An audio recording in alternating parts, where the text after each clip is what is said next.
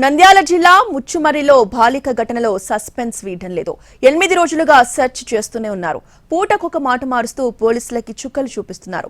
మైనర్లతో పాటు వారి తల్లిదండ్రులను అదుపులోకి తీసుకుని విచారిస్తున్నారు. మరోవైపు ఈ కేసులో కొంతమందిని అదుపులోకి తీసుకుని విచారిస్తున్నారు.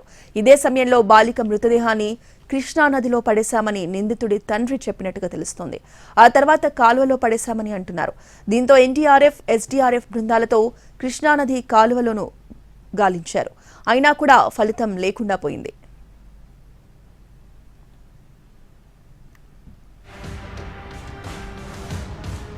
డీఐజీ పోలీసులను ప్రత్యేక బృందాలుగా ఏర్పాటు చేసిన దర్యాప్తు ముందుకు సాగడం లేదు. బాలిక మృతదేహం అప్పగిస్తే దహన సంస్కారాలు చేసుకుంటామని బాలిక తల్లిదండ్రులు చెప్తున్నారు.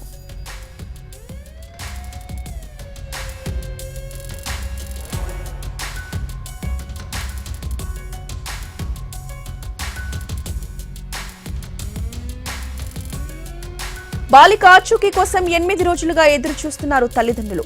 అయితే పోలీసుల అదుపులోనే ఉన్న పూటకొక మాట మారుస్తుండటంతో పోలీసులకు ఈ కేసు సవాల్గా మారింది.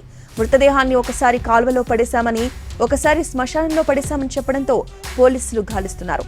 నిందితులు చెప్పిన ప్రాంతంలో ఎలాంటి ఆనవాళ్లు కూడా కనిపించకపోవడంతో ఉత్కంఠగా మారింది.